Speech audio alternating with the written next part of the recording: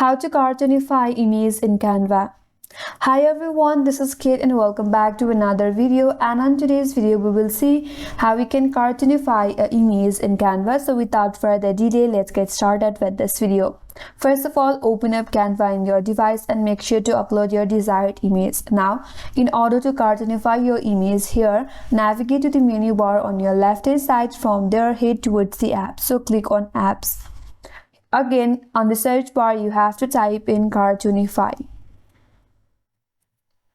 And then click on Cartoonify. Once you're here, select your preferred design. For example, I want to select the first design, so click on it. So once you're here, you have to click on Cartoonify and replace.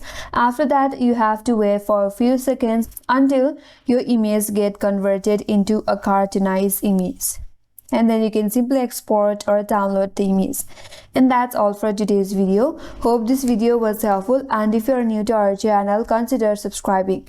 Thanks for watching and stay tuned for more videos.